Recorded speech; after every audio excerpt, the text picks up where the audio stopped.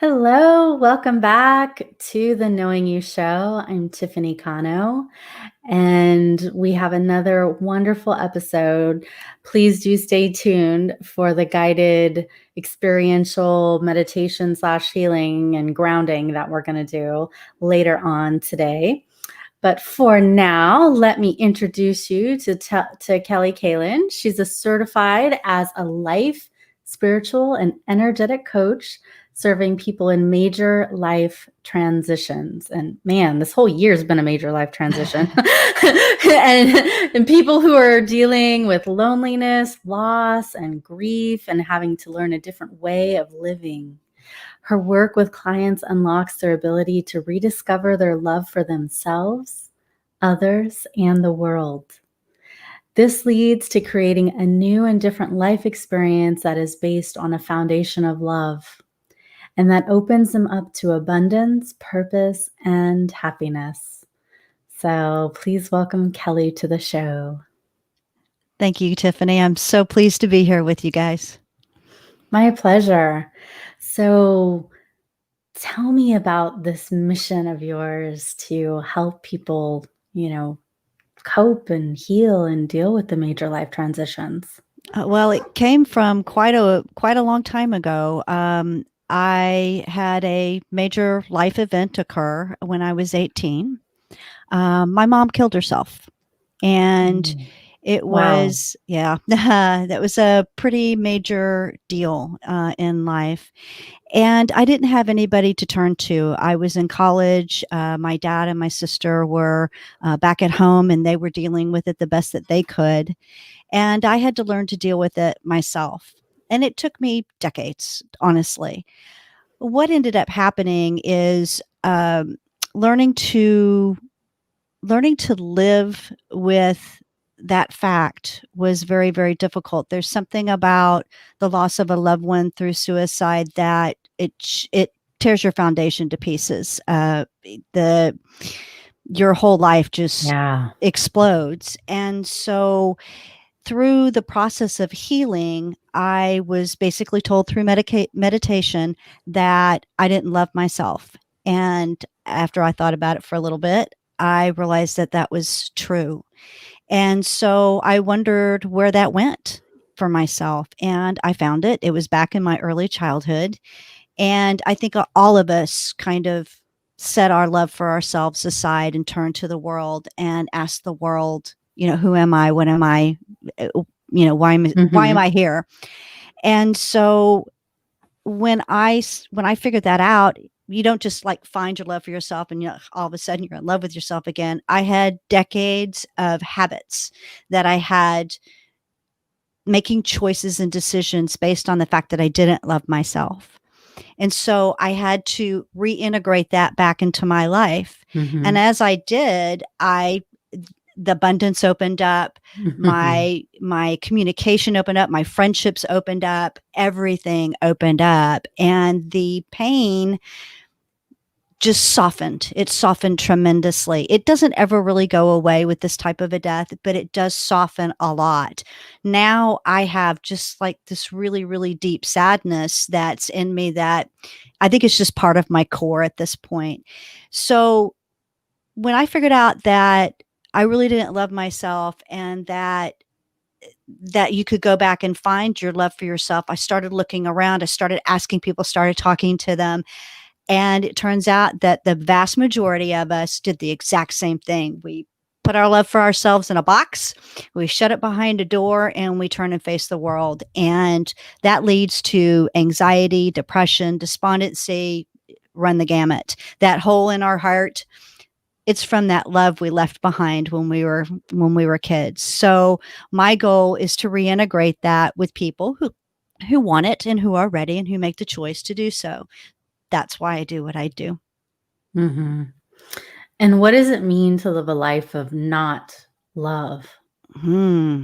That's a really great question. I think you can kind of look around the world, especially right now, and see it. I think we've seen massive demonstration of what that looks like lately. And so that's another reason I don't like I don't like seeing that. I don't like that people are in so much pain that that's what they, excuse the expression, barf out on others. You can only give what you have. So that's what I'm seeing, is that a lot of people in pain and anger and upset, and they give that to the world. So that's what I think living with not love looks like. Mhm. Yeah, it's been interesting observing how much not love has revealed itself this year, and like lack of unity, lack of acceptance, lack of empathy, lack of compassion. So to help people see and feel and heal whatever is blocking their ability to be love, to receive love, to give love, I think is so important.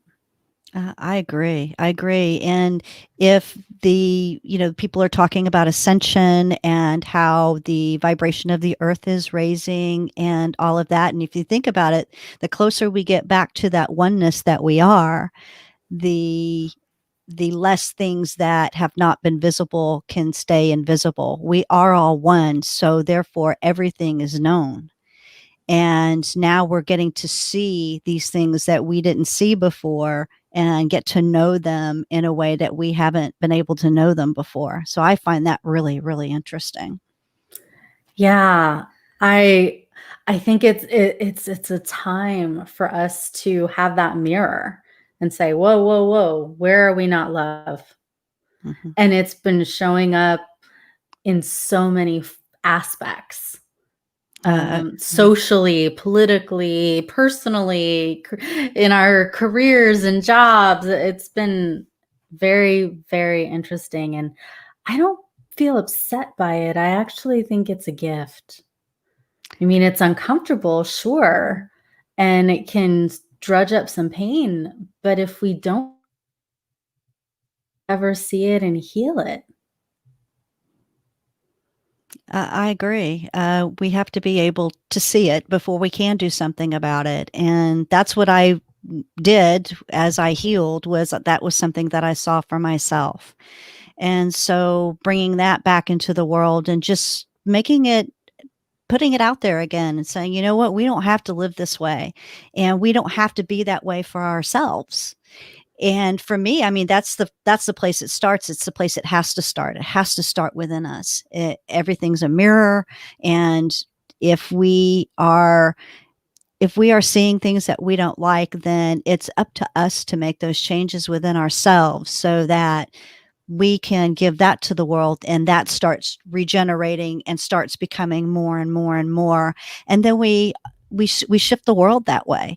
But it's going to take this grassroots individual effort to do that. It's the grassroots individual effort that made the world the way it is now. So the only way we're going to change it is to flip that back the other way. And how would someone do that if they have closed off their heart or closed off a part of themselves? How do they, one, become aware that they closed off, and two, how do they heal that and, you know, move past it? Great question. A lot of times they don't see it, and they're not going to. They have to be really in a questioning mode, which I think we all get to before we start our spiritual journey. Mhm. And so they really have to be in a questioning mode. If they think that they're right, if they think everybody else is wrong, if they can be very stubborn, and they're not going to ever make the change, or they're not going to make the change now. Certainly not. They have to be in a place where they're willing to make the choice to make that change. So once they do that, hopefully at that point in time, they're already looking inside themselves. Many people do not look inside themselves. I have a beautiful, beautiful friend. I love her so much, and it distresses me terribly that she literally can't have silence, and she can't be by herself. The television's on all night long. And she goes until she absolutely falls asleep. And the minute she wakes up, she's running again. And there's no time for her. Mhm. And I think that a lot of people do that. A lot of people have a very Yeah. hard time, wanting to sit with themselves. I think most people think they're going to look inside them and find some wretch.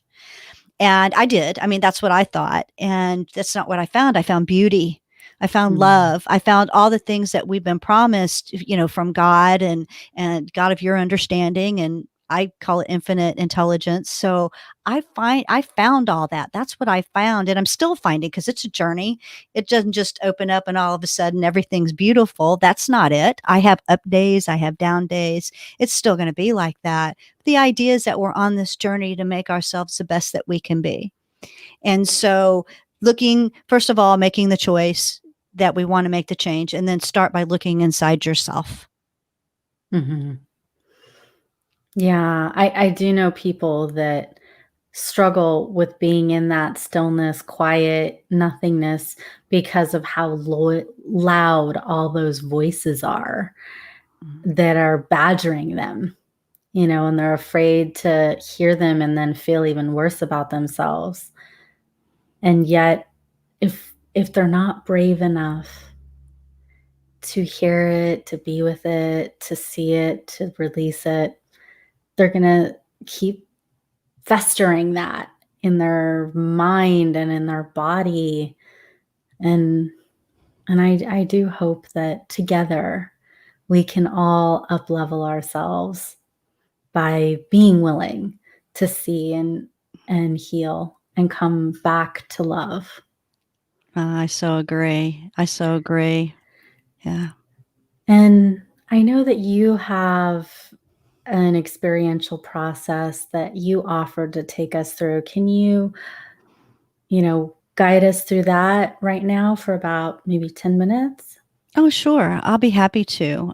This is a lovely little visualization that has supported me wonderfully when I get out and I'm out and about, not at home, but out with other people and picking up the energies of others to balance, because I found that was having a hard time balancing my own energy when I was taking in all of the energies from the world around me.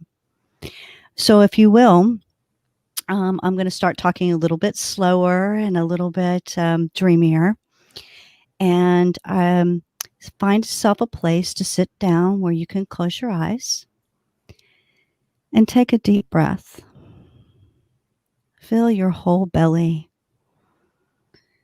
Fill your chest all the way up to your shoulders, and let your breath out. And take another beautiful, deep, wonderful breath all the way in and all the way out. And if you haven't closed your eyes yet, as you take your third breath all the way in, all the way out, and shut your eyes. See, sense, or imagine out of the bottom of your tailbone a root extending out down past into your chair, into the floor, and down into the earth, all the way down into about 6 feet into the earth. And just let it sit there. Hold it there for a moment. Do that while you turn your attention to the soles of your feet. Out of the bottom of your feet, send a branch, or a root rather, out of the bottom of each of your feet, down through the floor, through the foundation, and into the earth, and down about 6 feet to just hang there with the root from your tailbone. Now imagine that all of the energies that no longer serve you are gathering and going into the roots at the bottom of your feet and the bottom of your tailbone, down into the earth. Send all of these energies no longer serving you and send them into the earth. And don't worry about giving them to Mother Earth. She's a transmuter, and she'll transmute these energies into something beautiful.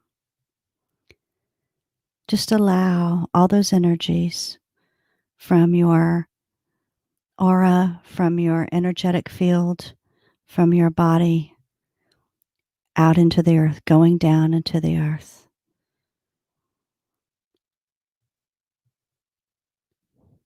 And as you finish that up, start winding those 3 roots around each other so they make one big giant root. You can braid it, you can wind it, doesn't matter. And we're going to take that root and we're going to push it farther into the earth. As it goes down through all the sediment, all the rock and the water, all of the elements that make up our earth, take them all the way down into the earth until you get to the center, the beautiful center of the earth. Down there is a wonderful crystal that will help ground you. Don't worry if you don't know what a grounding crystal is. Just know that that's what it does. And you're going to take your root and wrap it around that crystal. Wrap it nice and tight and get a good grip on it.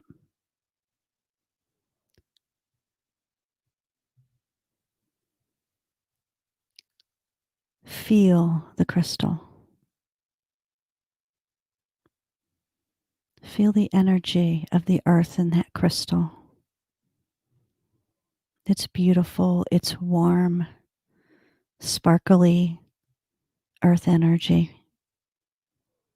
And now ask the crystal to please send energy back up to you through the root.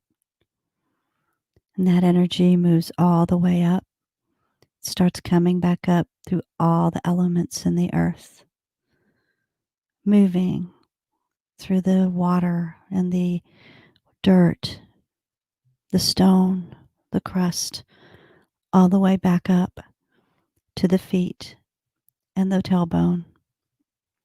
And as it reaches your feet and the tailbone, it enters your body.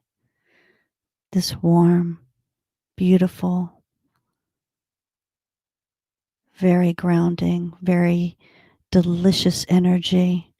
You can feel your body drop as the energy comes up into your legs, up into your tailbone, your thighs, into your stomach, and up your body, into your chest, and your shoulders and your arms, all the way down to your fingertips, up your neck, and all the way to the top of your head. Feel the deliciousness of this energy. Just imagine what it would feel like.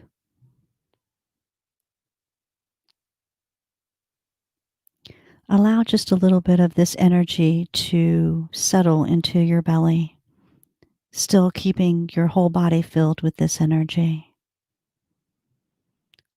And while that just sits there, focus your attention on the top of your head at the crown and push a branch out through the top of your head, through the roof, through the ceiling, out of your house, up through this atmosphere, and out into space, heading for the sun. The beautiful sun. Don't worry, it won't melt or burn your branch. This is just a visualization, so everything is safe. Reach for the sun.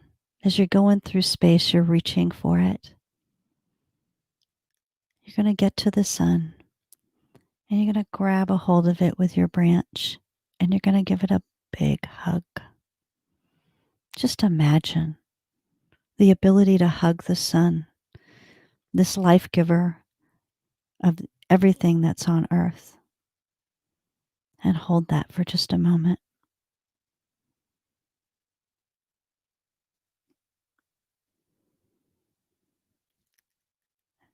Now see, sense, or imagine that beautiful sun energy entering into that branch, going through space, going through all the parts of the Earth's atmosphere down into your house, through your ceiling, into the top of your head, and pulling all this beautiful sun energy into your body, covering your head or all into your head, down your shoulders, into your arms and each finger, down your chest and your torso, into your belly and your hips and your legs, over the knees and down into your feet, so that you're completely encased in, well, not encased, swimming in the beautiful energies of the earth and the sun together. And let a little bit of that sun energy pool in your belly along with the earth energy. Sit with that for just a moment. You should be really, really relaxed at this point. Give a little tug on that root and make sure that you can kind of pull yourself down into the earth. Feel really grounded. Feel really stable. And now focus your attention on your belly. We're going to take these energies and we're going to create a lovely shield. This will help keep energies that aren't in line with your energies out of your field. Start by creating a ball with the energies that are in your belly, right behind your belly button. And get this ball. Love that it's this beautiful kind of a golden orange energy combined. And as you breathe, just make this ball bigger and bigger and bigger so that it goes outside your body. Continue to make it larger and larger so that it encases your entire body, head to toe, looking a little more like an egg shape at this point than a ball. Think about what color you would like it. You can make it any color that brings you joy right now. Many people make it golden, and that's a beautiful color. Make it brighter and brighter. Make sure that your whole body is encased, nothing's sticking out. Intend that only energies that serve you get through this wonderful shield that will help protect you from unwanted energies, only allowing the energies that serve you in.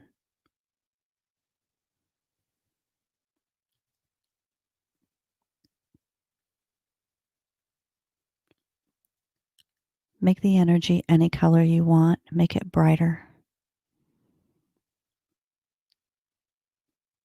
Intend that it is your protection from unwanted energies.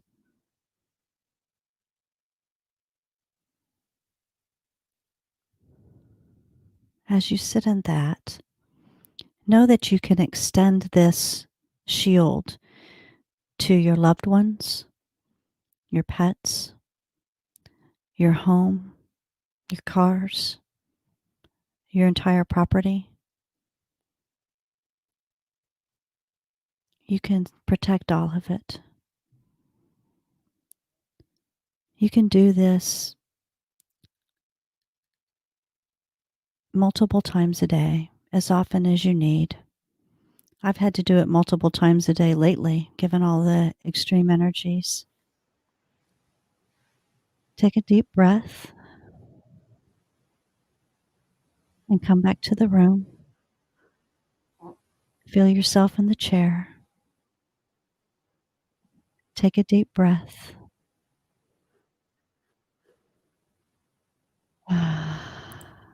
Hmm. How was that? Wonderful. Thank you. I'm definitely more There's something relaxed. to it. There's really something to releasing the energies that don't belong to you or don't serve you, is how I like to put it.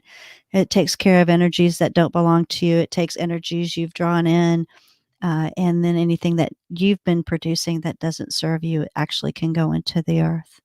And I find that it's very, very relaxing, Mhm. very grounding, and it makes a big difference in my life.